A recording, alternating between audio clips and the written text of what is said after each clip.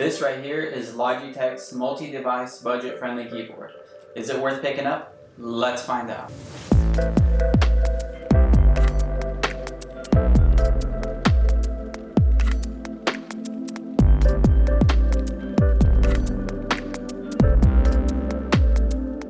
Hey, what's up everyone? Philip with Logitech here. So you're interested in a new Bluetooth keyboard.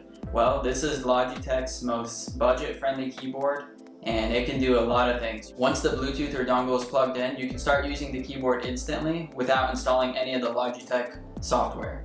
If you want to use the hotkeys or change up some of the controls on your keyboard, you will have to install the Logitech options software. Once your device is connected with this keyboard, it's really easy to switch between devices. All you do is push one of the three buttons to select which device you want to use.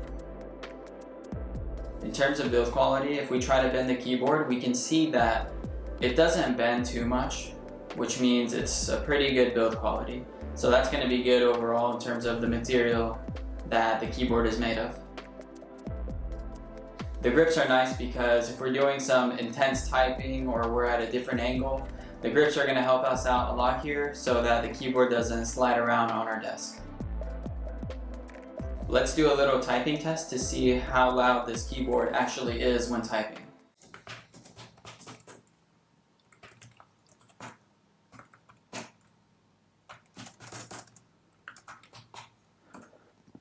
As you can tell, it's a fairly quiet keyboard and you shouldn't have any issues with disturbing people in your environment. If we pop open the back, we can see that the batteries exist here.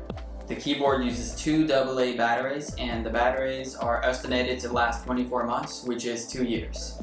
The keyboard already comes with two batteries included, so you don't have to worry about picking some batteries up as soon as you buy this keyboard.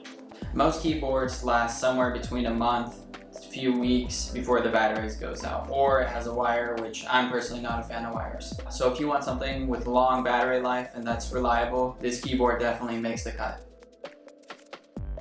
Connecting this keyboard to a device is very simple. Logitech gives us instructions on how to connect it. So the first thing we're going to do is hold the device we want to pair it to for 3 seconds, which button we want to pair it to. So in this case, we're going to use number 1. So we hold it for 3 seconds.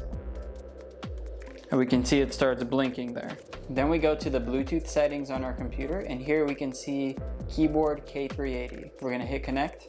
As soon as you connect the keyboard on Mac via Bluetooth, you're gonna be prompted with a keyboard setup assistant. You click continue, and it asks you to push the button right of the shift key. So we push the button Z, and then it asks us to push the button of the left shift key. So we're gonna hit this one. Then it's going to ask us which type of keyboard we want. We're going to go with the standard United States keyboard. And then if we try to type something,